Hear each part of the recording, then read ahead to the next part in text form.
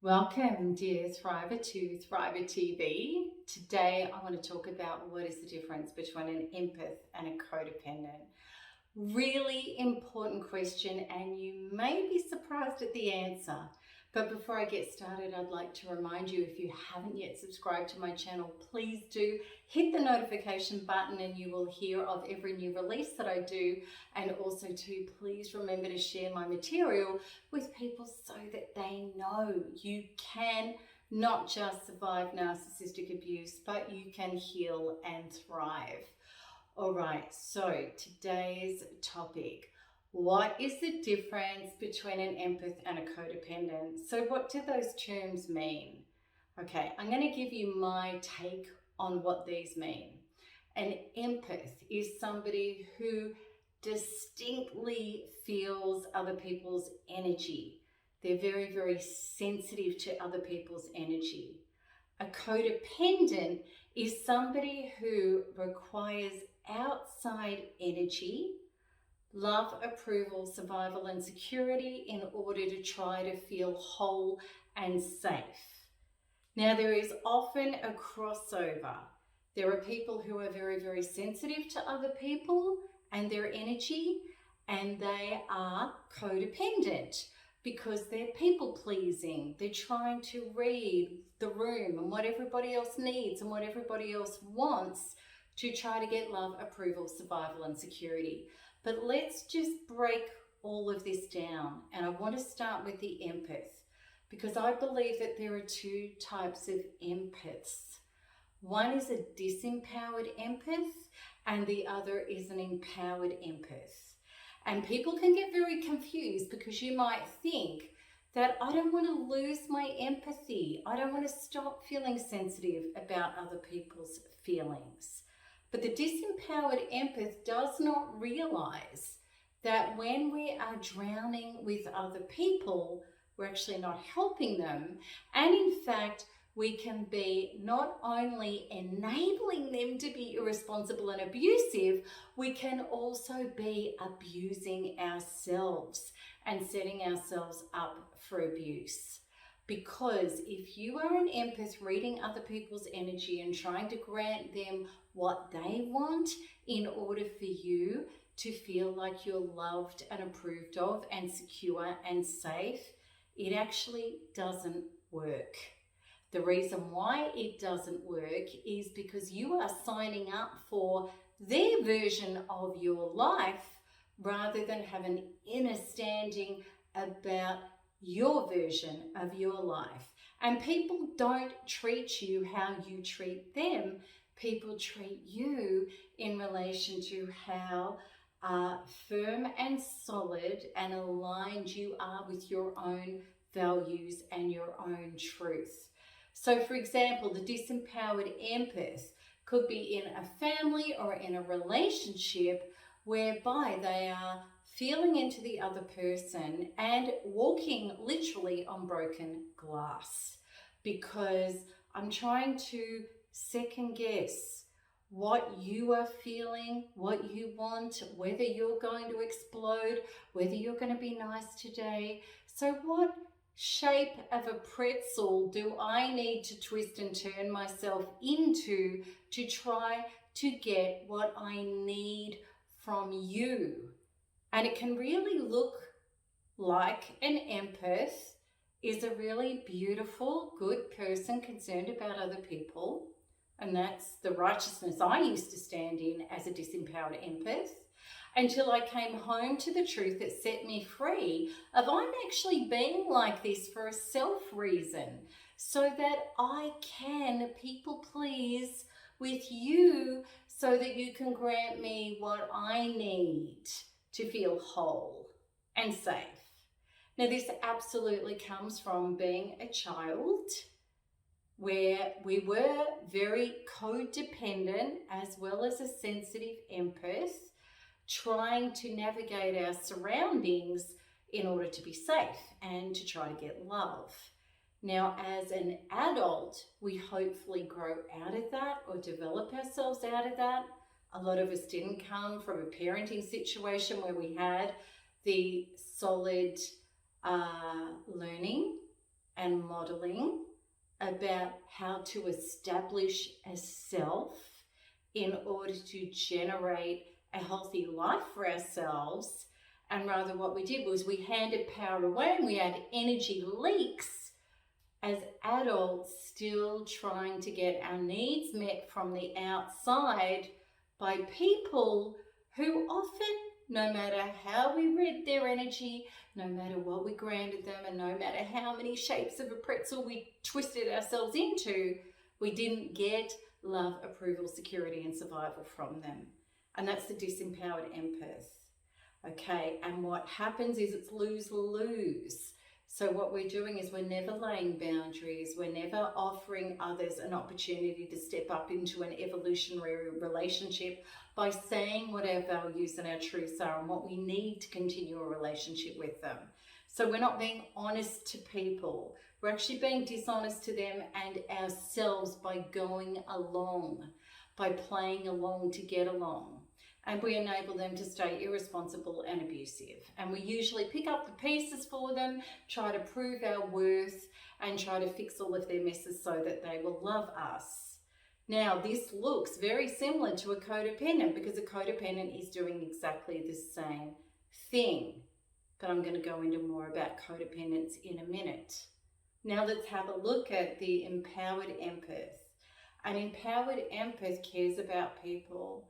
But an empowered empath knows the analogy of being in an aeroplane, and we must put the mask on ourselves first if the cabin loses oxygen. Because if we are suffocating and gasping for air and we're trying to help others while we ourselves are suffocating, well then we can cause more damage than good. And this is unfortunately what disempowered empaths are doing, whereas an empowered empath knows that sometimes tough love is the most loving thing that we can do if we care for people. Being honest is the most important thing that we can do for people, to ask for what we need. Stop expecting them to be mind readers. Stop having unexpressed expectations and doing our righteous martyr thing, which is what disempowered empaths do, give to get. We speak up, we say the truth. And I'm going to give you another really beautiful example of a disempowered and an empowered empath. Imagine being a public speaker, and if you're a disempowered empath, you might be standing on stage trying to read your audience, and you may think to yourself, well, somebody there is on their mobile phone, I've got somebody else bored, I've got a couple there that look really unhappy with each other. What am I going to have to do to keep people's attention or appeal to what they want me to say? Or you could have the empowered empath who just stands on stage and is channeling source and truth and integrity through them, and they're sharing their mission and their passion from their heart and their spirit. They're standing in integrity and truth rather than handing their power away. Who do you think is going to be the most successful empath? The second person still cares and loves for people, and they know the truth sets people free, and they know they're there on a mission and a passion to contribute to the world.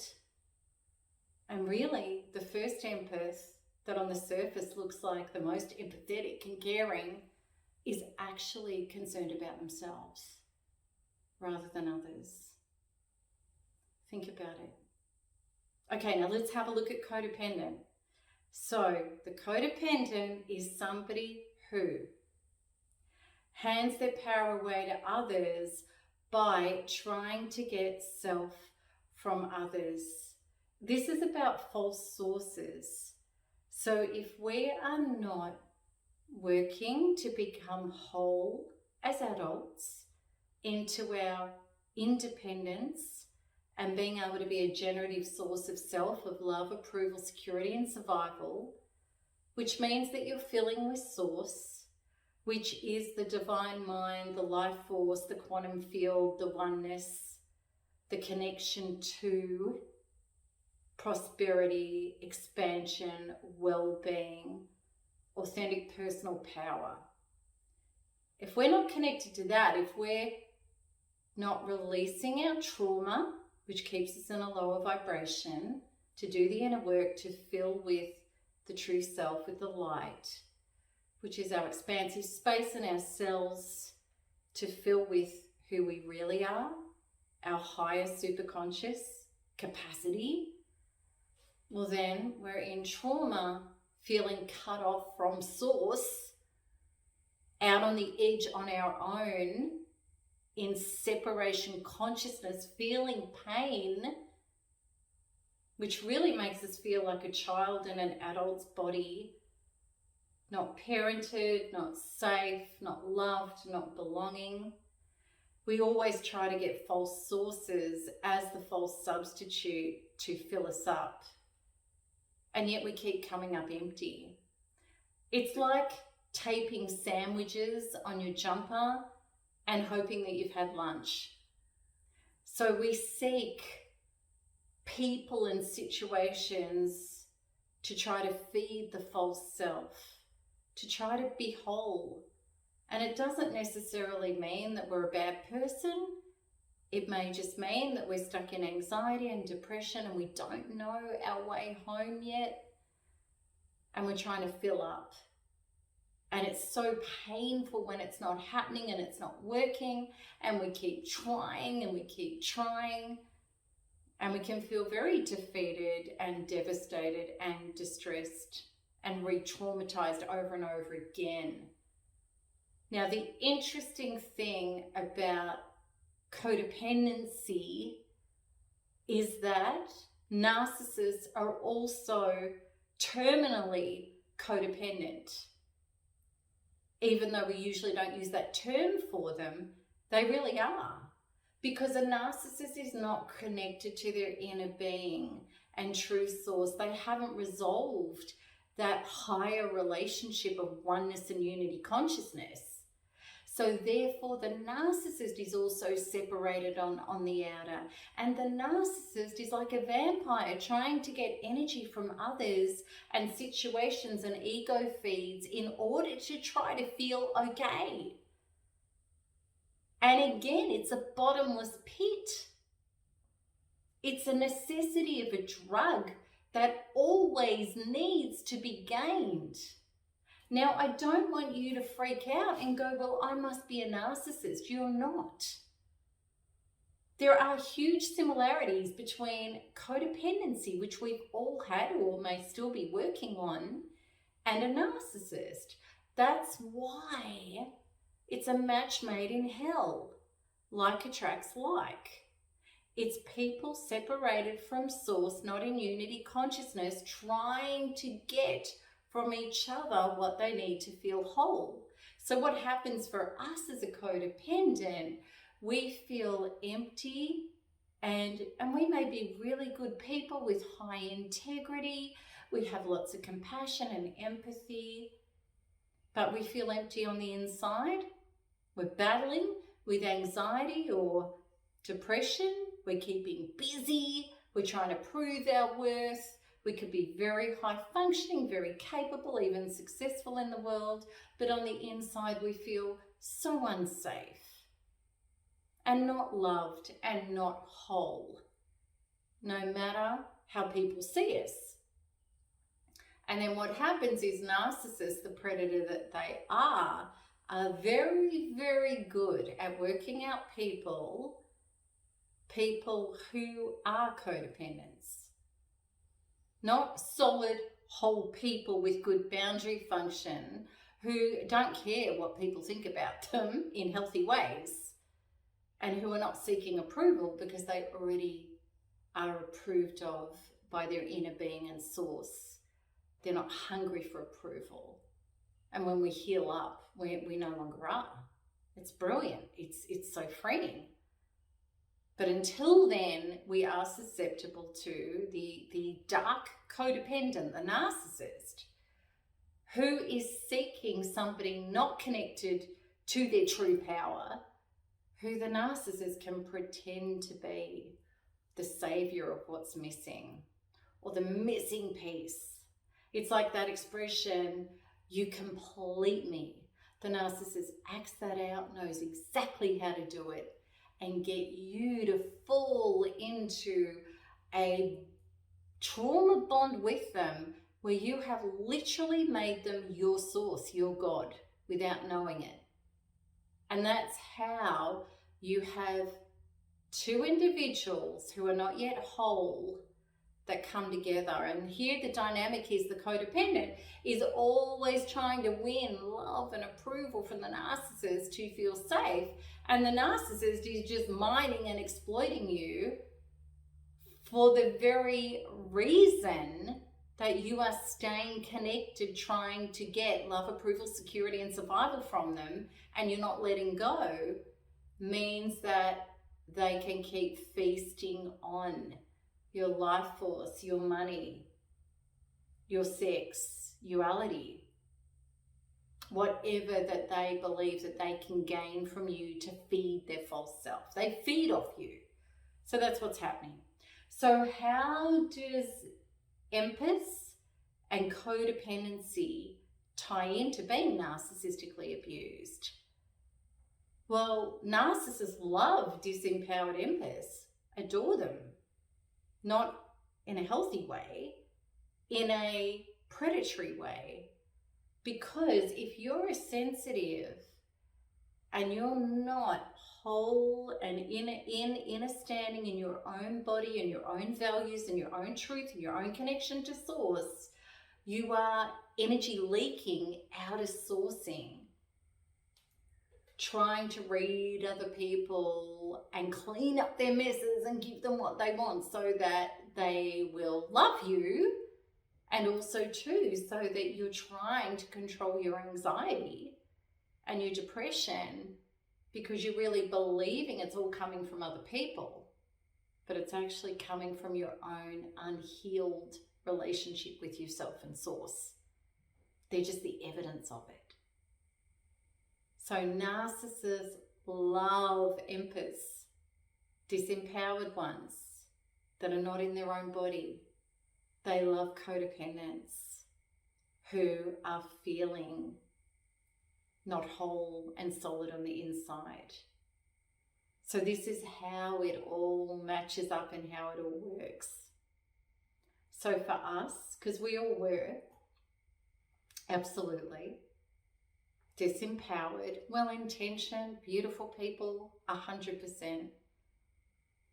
Disempowered empaths and codependents who hadn't yet come home. And that's what made us like the injured gazelle at the edge of a pack that the predator could grab.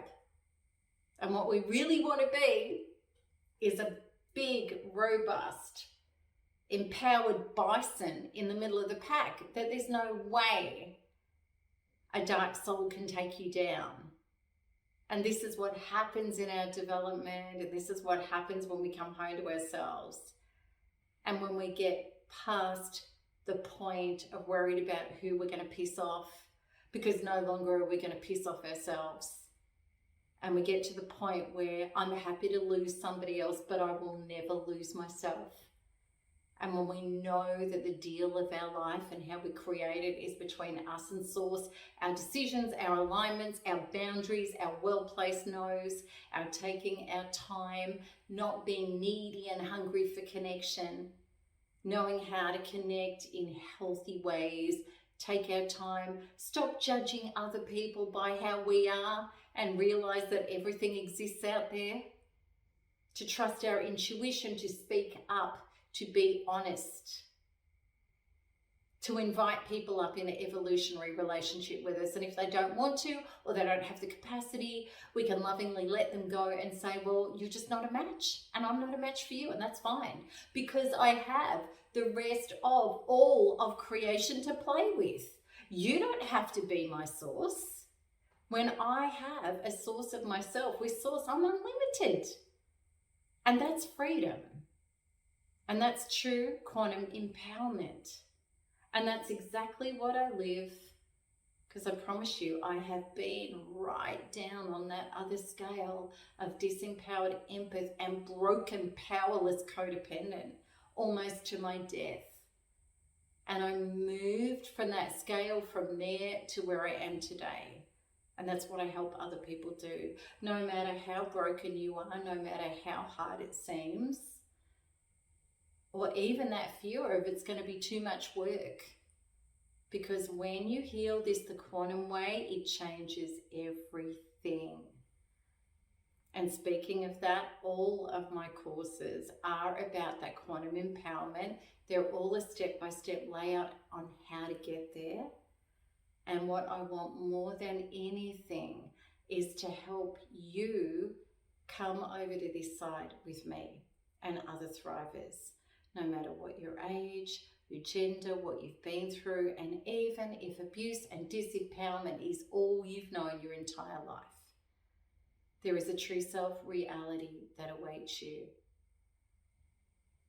Okay, so I'm going to put up a link with this video which can help you connect to how you can go quantum and leave this behind.